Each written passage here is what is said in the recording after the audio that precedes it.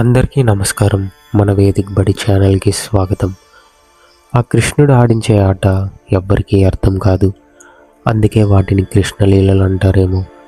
అలాంటి లీలలు ఎన్నో మనం ఈ మహాభారతం కథ ద్వారా తెలుసుకోవచ్చు.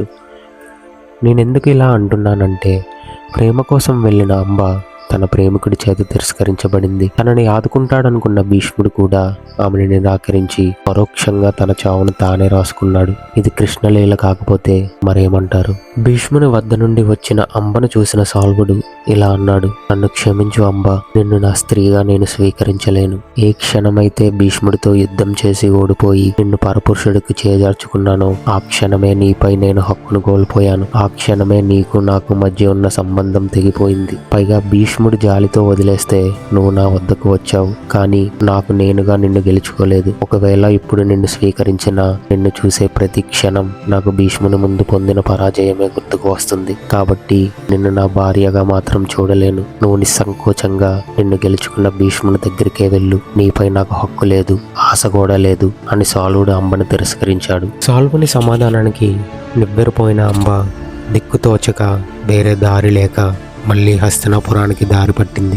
విచిత్ర వీరుడికి అంబికా అంబాలికలను ఇచ్చి పెళ్లి జరిపించిన భీష్ముడు అంబ హఠాత్తుగా తిరిగి రావడం చూసి ఆశ్చర్యపోయాడు. అంబ భీష్ముని వద్దకు వచ్చి ఇలా పలికింది, స్వయంవరం నుండి నన్ను గెలుచుకున్నాననే కారణంతో సాల్వుడు నన్ను తిరస్కరించాడు. దీనితో పుట్టినింటికి వెళ్ళలేక, ప్రేమించిన వానితో ఉండలేక, ఎటు వెళ్లాలో తెలియక ఉన్నాను.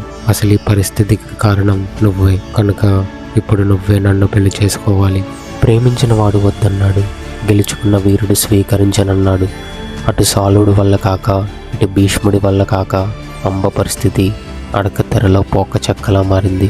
నిలువున అవమానానికి గురైన ఒక స్త్రీ ఆవేదన ఇప్పుడు పెను అగ్ని పర్వతంలా మారబోతుంది.